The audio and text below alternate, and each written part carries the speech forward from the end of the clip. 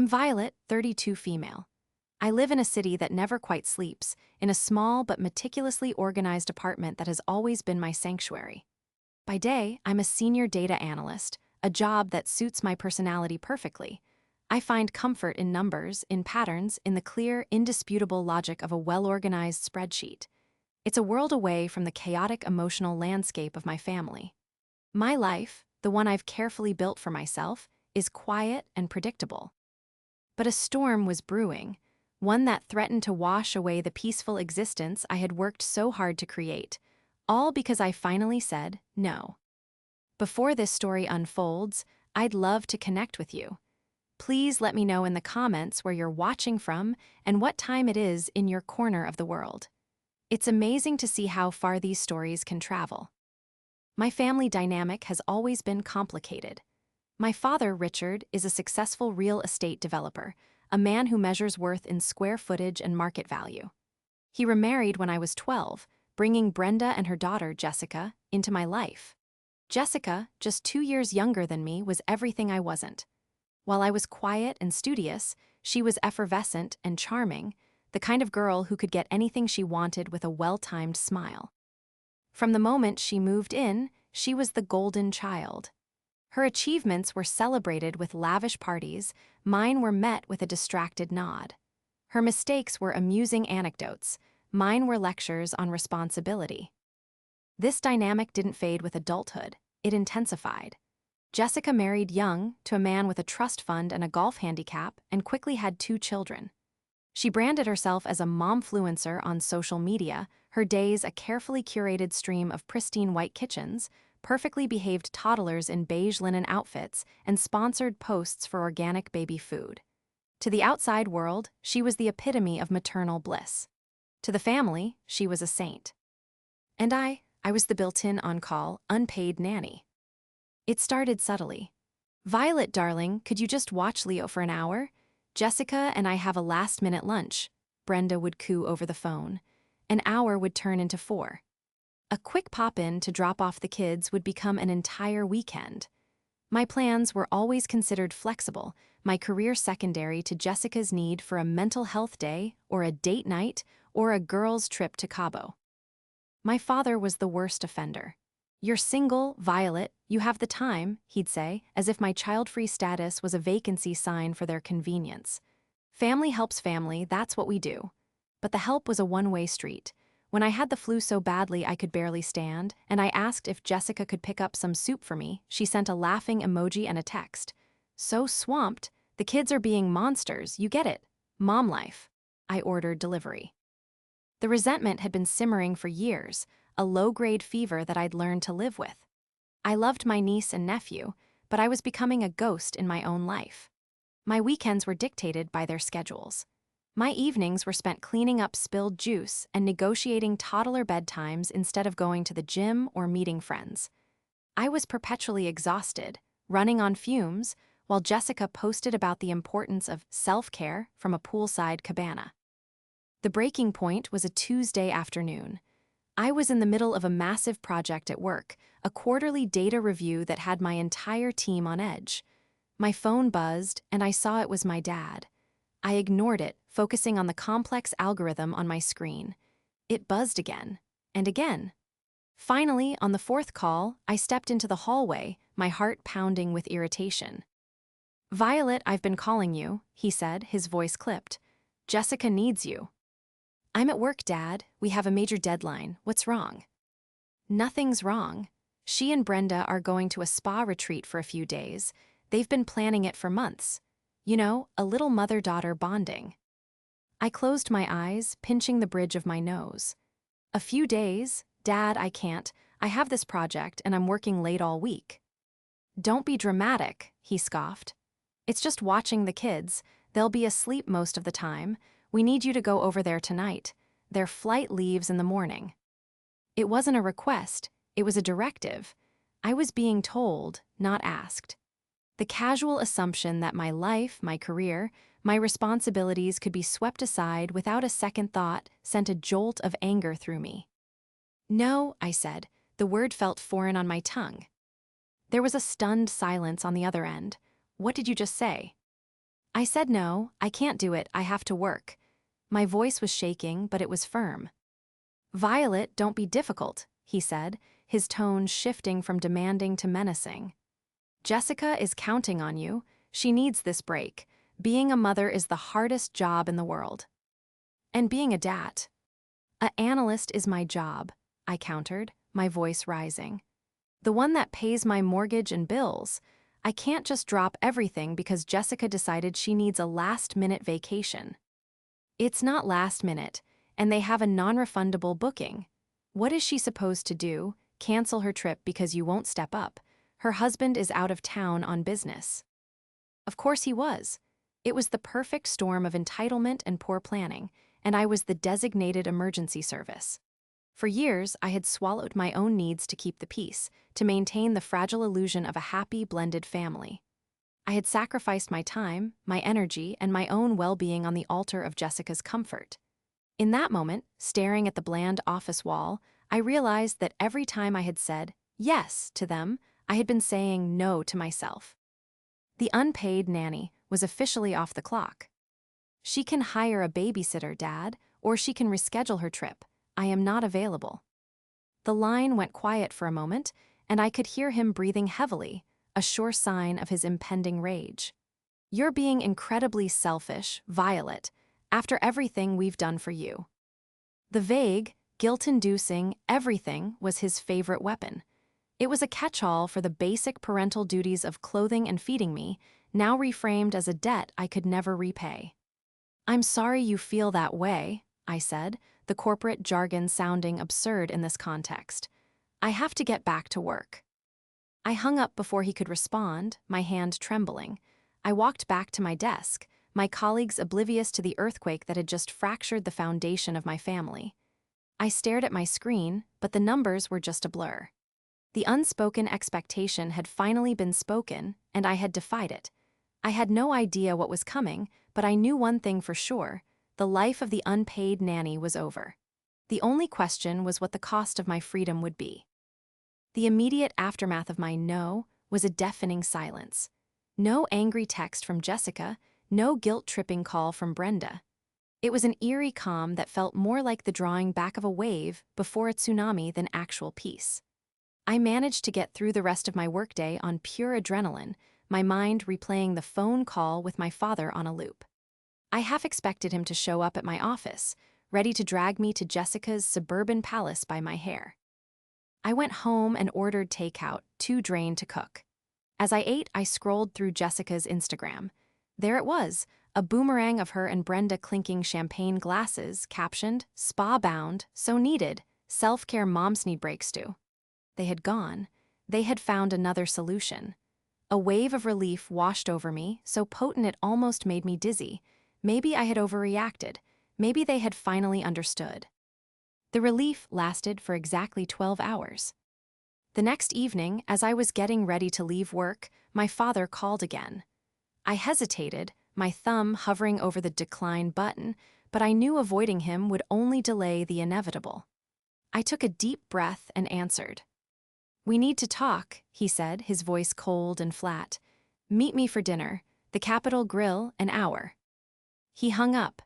The Capitol Grill was his power play restaurant, the place he took business associates to intimidate them or clients to celebrate a deal they'd been strong-armed into. It was not a place for a father-daughter chat.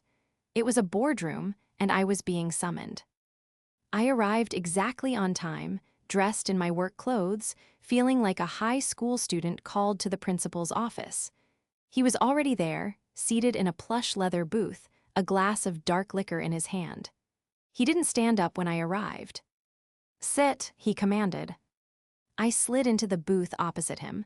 The waiter approached, but my father waved him away. "She'll have what I'm having." A drink was placed in front of me before I could protest. "You embarrassed me yesterday, Violet," he began, swirling the ice in his glass. "You embarrassed the whole family." I stared at him, bewildered. I embarrassed you by having a job, by being unable to drop everything for a non-emergency. "You were selfish," he snapped, his voice low but sharp enough to cut through the restaurant's ambient chatter. "You created a huge problem for your sister. Brenda had to call in a dozen favors to get a last-minute sitter, and it cost a fortune. Money that I had to pay, by the way. "So you're angry about the money?" I asked, incredulous. "You're a millionaire, Dad. The cost of a babysitter is a rounding error for you. This is about control." "This is about family," he boomed, slamming his glass down on the table. A few heads turned our way. He lowered his voice, leaning forward across the table. "This is about loyalty. It's about doing your part. Jessica has a difficult life, being a mother, running a household, managing her brand. It's incredibly stressful. You have a simple life. A little job, a quiet apartment. It is not too much to ask for you to help out." The condescension in his voice was staggering. My little job was a high-pressure, six-figure career I had built from nothing, without any of his help. My quiet apartment was a home I had purchased with my own savings. He spoke of my life as if it were a hobby, a placeholder, until I fulfilled my true purpose of serving the family. "My life is not simple, Dad," I said, my voice dangerously calm. "It's mine, and I'm not a free utility for Jessica to use whenever she pleases." He sighed, leaning back in the booth and adopting a different tactic. The angry tyrant was gone, replaced by the disappointed patriarch. "I don't understand you, Violet, I really don't. Is this about money? Is that it? You want to be paid? Fine, we'll pay you. What's your rate?" The insult was so profound, so dismissive of the actual issue, that I was speechless. He thought my resentment, my years of being taken for granted, could be solved by tossing a few dollars my way. He was trying to turn our relationship into a transaction, to formalize my role as the hired help. "I don't want your money," I said, my voice thick with emotion. "I want respect. I want to be seen as a person, not a resource. I want my time and my life to be considered as valuable as Jessica's." "Her life is different," he insisted. "She's a mother. She's raising my grandchildren. That is the most important work there is. One day, when you have a family of your own, you'll understand." He would never get it. In his worldview, a woman's worth was inextricably tied to her marital and maternal status. Jessica, with her husband and children, was a success. I, a single, child-free, career-focused woman, was a failure, a project to be pitied and utilized. Then came the demand. It wasn't a demand, really. It was a restructuring of my life, presented as a non-negotiable term of my continued membership in the family. "We need a more permanent solution," he said, his tone all business now. "Jessica's life is only going to get more complicated. The kids will start school, there will be activities, appointments. She needs reliable help. Brenda and I have discussed it. We want you to commit to 3 days a week. After you finish your work, you'll go to her house and help with the kids until they're in bed. And you'll keep 1 weekend a month completely free for whenever she needs you." I stared at him, waiting for the punchline.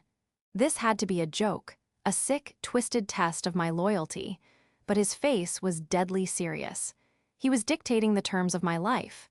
He was assigning me a permanent, part-time, unpaid second job. "Let me make sure I understand," I said slowly, my mind struggling to process the sheer audacity.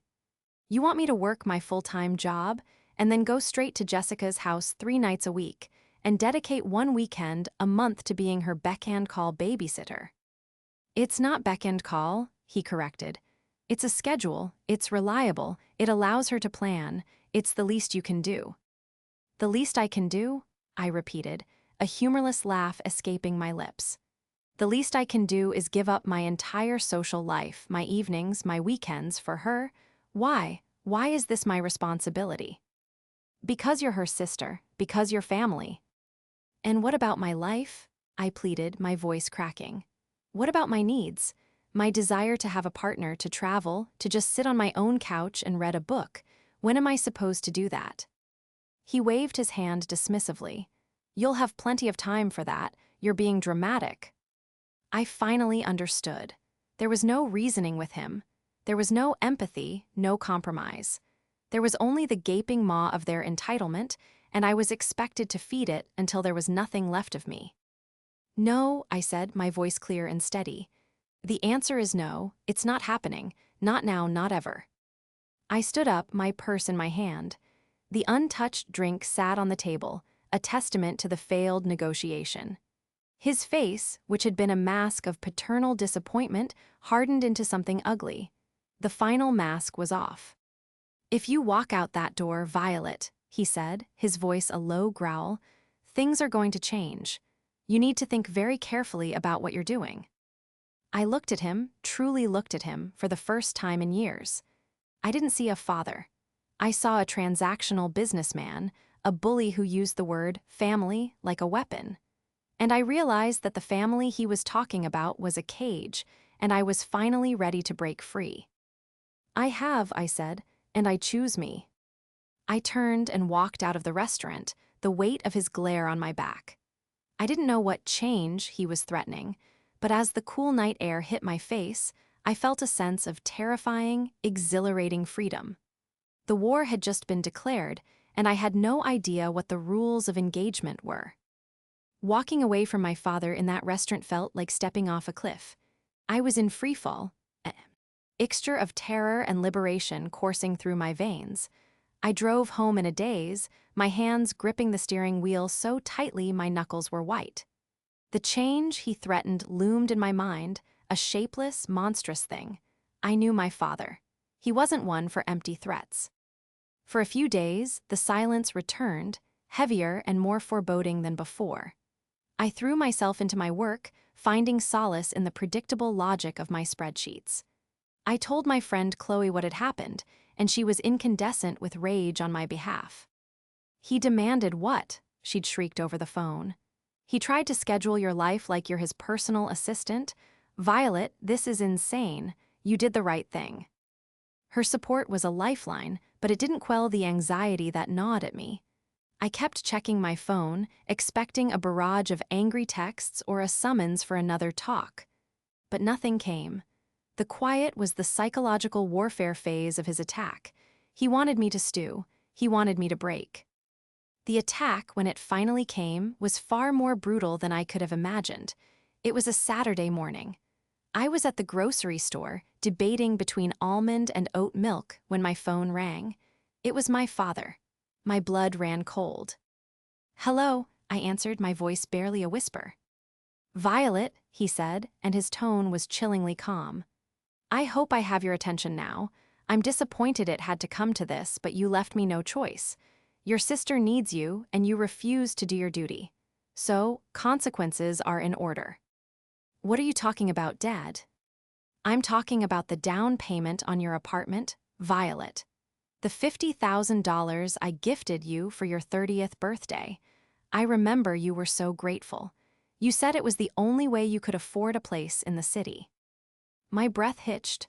The gift had been his idea.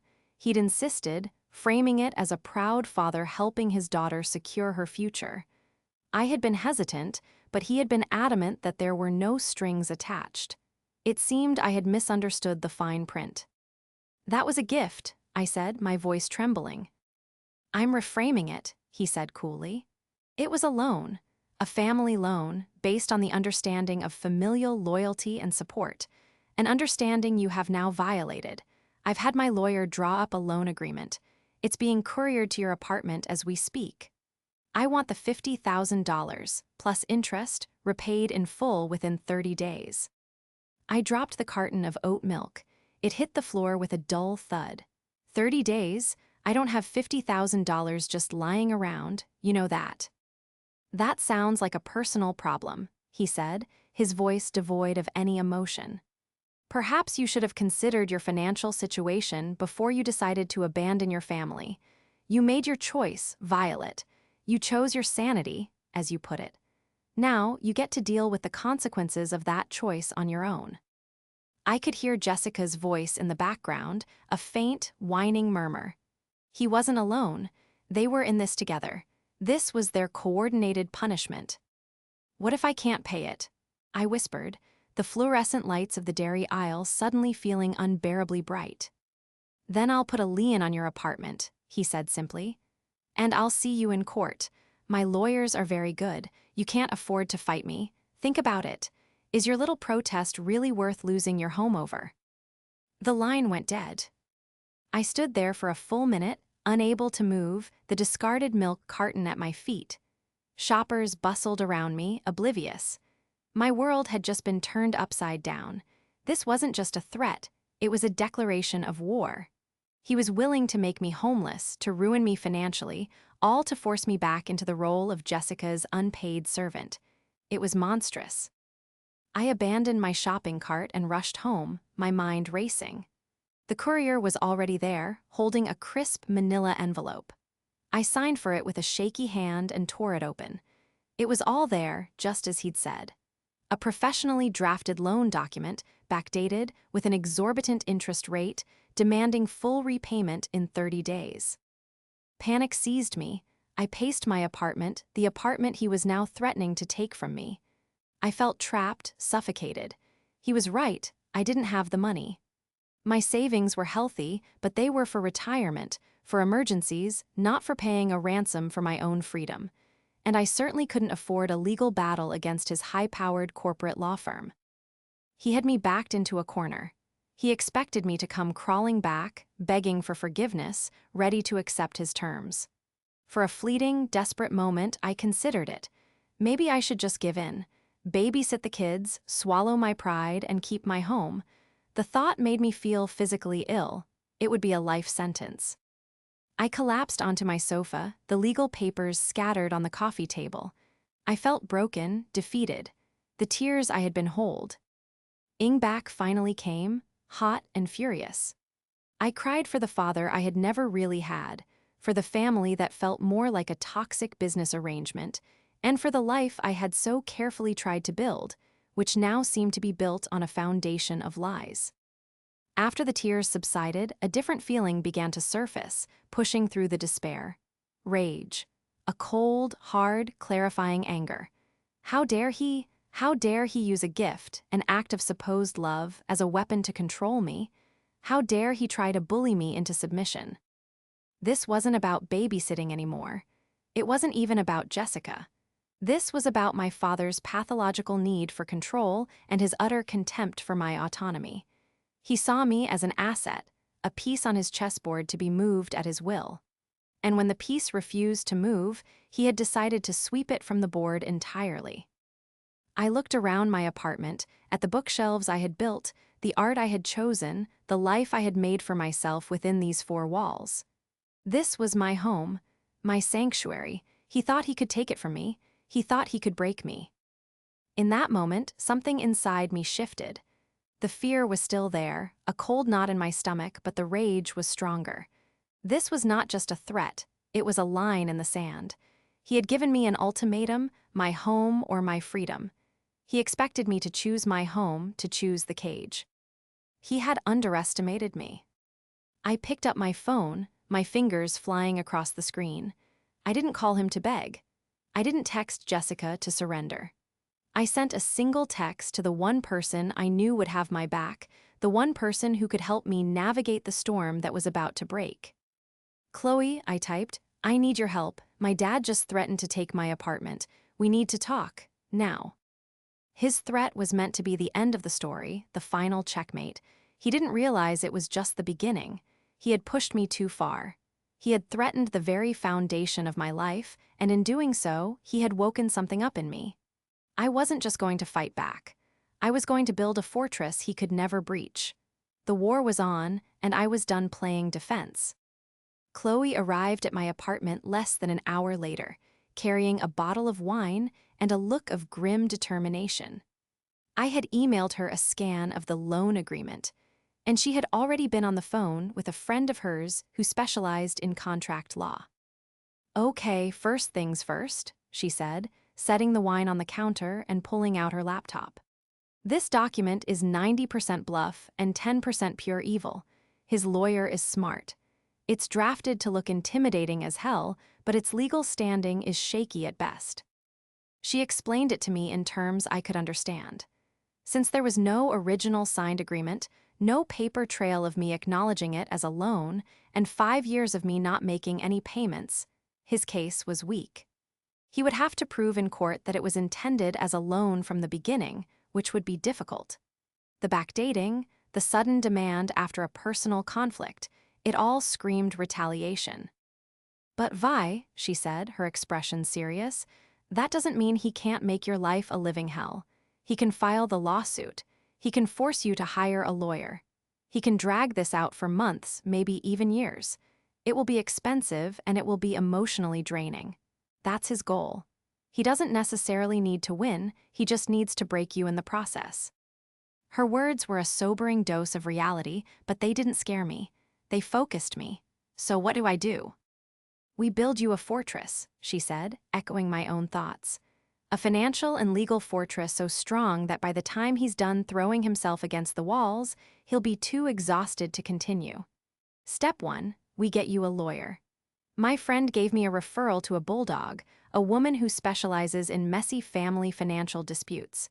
She's not cheap, but she's the best." Step 2 was a deep dive into my finances. For the next 3 hours, Chloe and I sat at my dining table, surrounded by bank statements, investment portfolios, and tax returns. As a data analyst, I was good with numbers, but Chloe, a financial advisor, was a magician. She saw things I had missed, patterns, and opportunities. "Your savings are good, Violet, but they're too accessible," she noted. "We need to lock some of this down, protect your assets." We mapped out a plan. We would take a significant portion of my savings and move it into a retirement account that was legally protected from civil judgments. We would refinance my mortgage, pulling out some equity to create a legal defense fund, a war chest I could use to pay my lawyer without touching my emergency savings. The new mortgage payment would be higher, but it would give me liquidity and peace of mind. "He thinks you're a damsel in distress," Chloe said, her fingers flying across her keyboard as she modeled different financial scenarios. "He thinks you're a scared TTLE girl who can't survive without his money. We're going to show him that you're a financially independent woman with a formidable team in her corner." By the end of the day, I had a plan. I had a lawyer. I had a strategy. The panic that had consumed me was replaced by a sense of purpose. I spent the entire next week executing the plan. I had a consultation with the lawyer, a sharp, no-nonsense woman named Sarah, who confirmed Chloe's assessment.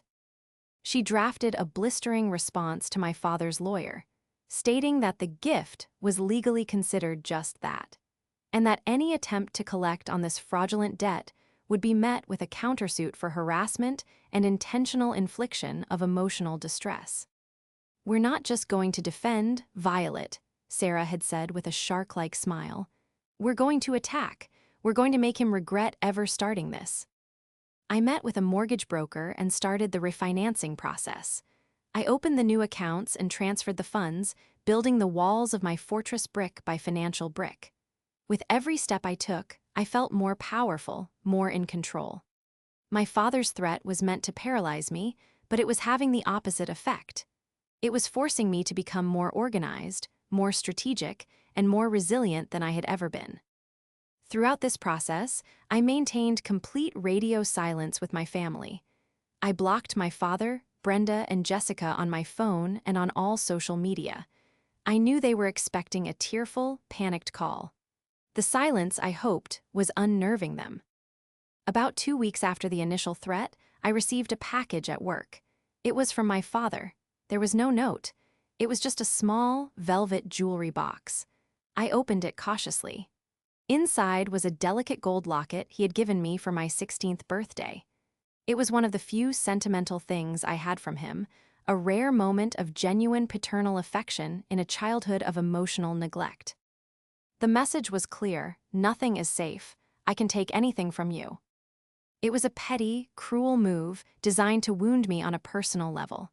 And it did. I felt a pang of the old hurt, the little girl inside me who just wanted her dad to love her. But the new Violet, the one who was building a fortress, looked at the locket and saw it for what it was, a pathetic attempt by a weak man to regain control. It was a sign of his desperation. I put the locket in my desk drawer and didn't give it a second thought. My emotional armor was getting stronger, too. The 30-day deadline arrived. I half expected a sheriff to show up at my door. Instead, I got an email from my lawyer, Sarah. "Subject and update," the email read. "Violet, we've received a communication from your father's legal counsel. They are willing to reconsider the loan repayment if you are willing to re-engage in a family dialogue." Translation: he's blinking. He realizes you're not rolling over, and he's not as confident in his legal position as he pretended to be. He's offering a truce, but on his terms. My advice? We don't respond. We let him sweat. A slow smile spread across my face. It was working. My silence, my refusal to be intimidated, my proactive legal and financial maneuvers, it was all working. He had expected me to crumble, but I had built a fortress instead.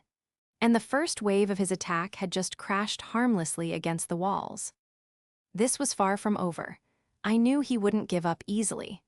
A man like my father, a man whose entire identity was built on power and control, would see this as a temporary setback, not a defeat. He would find another way to attack, another weakness to exploit. But I was ready. I was no longer the compliant, conflict-averse daughter. I was a woman who knew her own strength. I had a team, I had a plan, and I had a resolve of steel. Let him come. My fortress was built, and I was standing guard, ready for the next battle.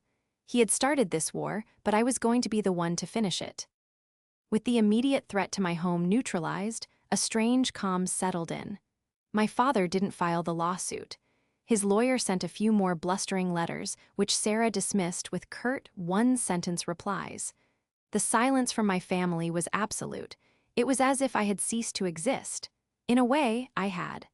The old Violet, the one who would have buckled under the pressure, was gone.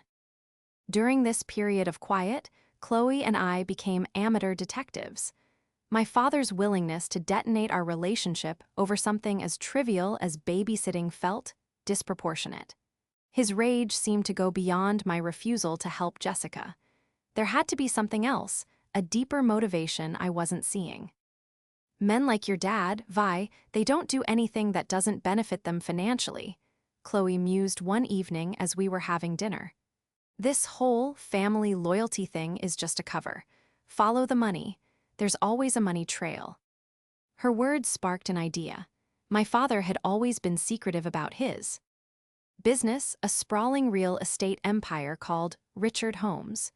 He had a holding company for his various assets, something I only vaguely knew about. My parents had divorced when I was a preteen, and while my mom had gotten a decent settlement, she'd been too emotionally exhausted to fight for more. My dad had a way of wearing people down. I still had some old financial documents from when I had applied for my first student loan, papers my dad had been forced to co-sign. I dug the dusty box out of my closet and found what I was looking for. The name of his holding company, RJB Enterprises, Richard, Jessica, Brenda. My name, Violet, was conspicuously absent from the acronym. It was a petty detail, but it felt significant. With that small piece of information, Chloe and I started digging. We searched public records, property deeds, and business filings. Most of it was opaque, hidden behind layers of corporate jargon. But then we found it. A small, seemingly insignificant detail in the public registration of one of his biggest condo developments. RJB Enterprises was the primary owner, but there was another name listed as a minority partner, a trust, the Jessica M. Thompson Family Trust. "That's weird," I said, pointing to the screen. "Why would Jessica have a trust that's a partner in his business? She's never worked a day in her life." Chloe's eyes lit up with the thrill of the chase. A trust is a way to move money around, to gift assets without it looking like a direct payment. It's an estate planning tool. Let's see what else this trust owns. It took us another week of searching, but we eventually hit the jackpot. We discovered that the trust didn't just own a piece of that one condo building. It was a minority shareholder in nearly a dozen of my father's most profitable properties. And the trust had been established 10 years ago, right around the time Jessica got married. The pieces started to click into place, forming a picture that was uglier than I could have imagined. For the past decade, my father had been systematically transferring wealth to Jessica, tax-free, by making her trust a partner in his business. Every time he sold a building or collected rent from a commercial property, a portion of that money was funneled directly to her, into an account that I never knew existed. We did a rough, back-of-the-envelope calculation based on the public property values. We estimated that, over the past 10 years, he had likely gifted her somewhere between $2 and $3 million. I felt the air leave my lungs. I sank back into my chair, my mind reeling. Her perfect life, her sprawling house, her designer clothes, her exotic vacations, her momfluencer brand that seemed to generate more expenses than income, it wasn't funded by her husband's trust fund. It was funded by my father. She wasn't a golden child. She was a secret business partner. And the threat to me, the demand for my time, suddenly made perfect, sickening sense. It wasn't about the babysitting, I whispered, the words catching in my throat. It was about the money. Chloe nodded, her expression grim. Think about it, Vi. He's been setting her up for life, building her a nest egg, but it's all tied up in his business. If something were to happen to him, the estate would be split. You would be entitled to your share. And your share would include the assets he's already mentally earmarked for her. He wasn't just asking me to babysit. He was trying to buy my silence, my compliance. He wanted to integrate me so deeply into Jessica's life, to make me so dependent on the family's goodwill, that when the time came, I wouldn't question the lopsided inheritance. He was managing his succession plan, and I was an inconvenient variable he needed to control. My refusal to babysit wasn't just a rejection of a favor. It was a rejection of my assigned role in his grand financial drama. It was a threat to his decade-long plan to enrich his favorite child at the expense of his other. The gift of the down payment, the constant demands on my time, the narrative that Jessica's life was so much harder than mine. It was all manipulation. A carefully constructed fiction designed to keep me in my place, feeling perpetually indebted and grateful for any scraps of affection he threw my way, while he was secretly making my stepsister a millionaire. The betrayal was staggering. It was a wound far deeper than any argument over babysitting or money. This was a calculated, long-term deception. He had actively worked to disadvantage me while creating a life of effortless luxury for her. He hadn't just picked a favorite, he had invested in one and written off the other. What do I do with this? I asked Chloe, my voice shaking with a mixture of rage and grief. Do I confront him? Do I expose them? You hold it, she said, her voice firm. This is your trump card, Vi. This is the key to your fortress. He thinks he has all the power because he has the money, but you have the truth. And the truth, deployed at the right moment, is more powerful than any weapon he possesses. She was right. A direct confrontation would only lead to more lies and gaslighting. He would deny everything or reframe it as prudent financial planning. No, this information was too valuable to waste on an emotional outburst. It was leverage. I saved all the documents, backing them up to a secure cloud server. The knowledge sat within me, a cold, hard stone of certainty. I finally understood the game I was in. It wasn't a family squabble. It was a corporate takeover of a family, and I was the lone holdout on the board of directors. My father thought he had all the secrets. He thought he was in control. He had no idea that I had just uncovered the rot at the very foundation of his perfect family, and I was just waiting for the right moment to let the whole rotten structure come crashing down. Several months passed. The silence from my family was a heavy blanket, but I was beginning to find comfort in it. My life was finally my own. I went on a weekend trip with friends without having to check with Brenda first. I took up a pottery class on Tuesday nights, the very evening I was supposed to be on Jessica duty. I was rediscovering myself, the person I was when I wasn't catering to their endless needs. My lawyer, Sarah, had sent a final, blistering letter to my father's attorney, stating that any further contact would be considered harassment and would result in legal action. The refinancing on my apartment was complete. My financial fortress was secure. I had the truth about his financial deception safely stored away. I was, for the first time, in a position of power. The catalyst for the final confrontation came from an unexpected place, a wedding invitation. It was for a distant cousin, someone I hadn't seen in years. The invitation was addressed only to me.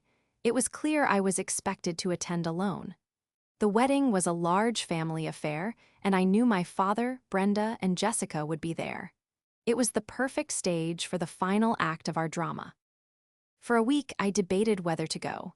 Part of me wanted to avoid the confrontation altogether, to simply continue my new, quiet life.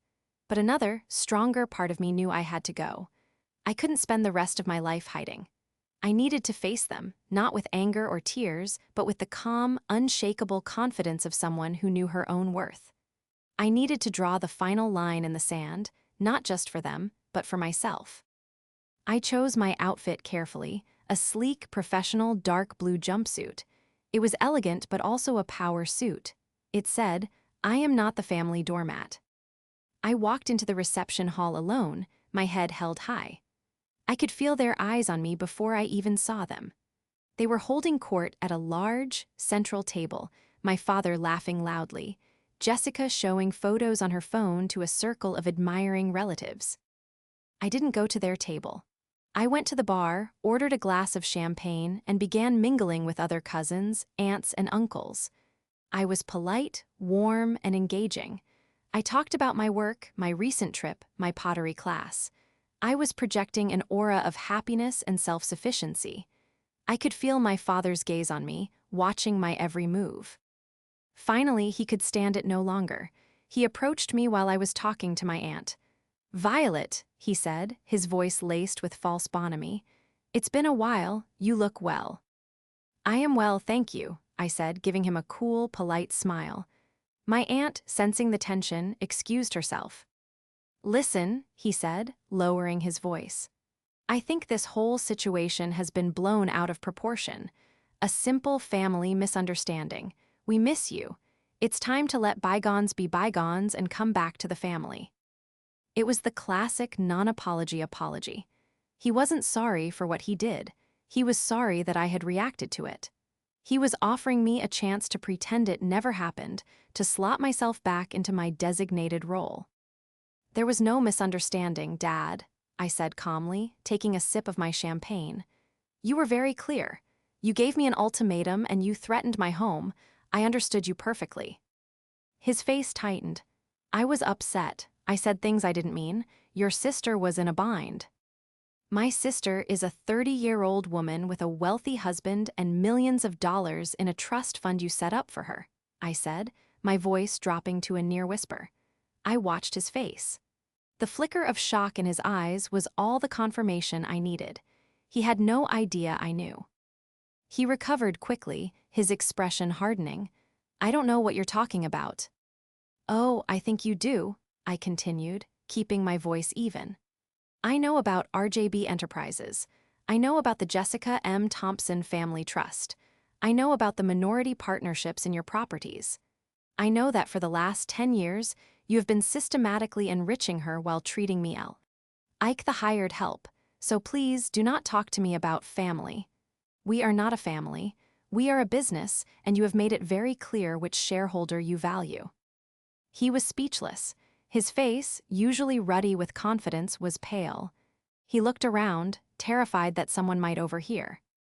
"This is not the time or the place, Violet," he hissed. "You're right," I said. "There is no time or place for this anymore. I'm not here to fight. I'm not here to negotiate. I'm here to tell you that I am done." Jessica and Brenda, having seen my father talking to me, were now approaching, their faces masks of concern. "Violet, honey, your father is worried sick about you," Brenda started, reaching for my arm. I stepped back out of her reach. "Is everything okay?" Jessica asked, her voice dripping with faux sweetness. "We miss you so much." I looked at the three of them, a united front of deceit and entitlement. The last vestiges of my old hurt and longing simply evaporated, replaced by a profound and final sense of clarity. "I am not your babysitter, Jessica," I said, looking her directly in the eye. "I am not your emotional support animal, Brenda. And Dad," I said, turning back to him, "I am not your asset to be managed. The free ride is over. The Bank of Violet is permanently closed." I placed my half-empty champagne glass on a passing waiter's tray. "I have my own life now," I said, my voice clear and strong for all of them to hear. It is full and it is happy and it does not involve any of you.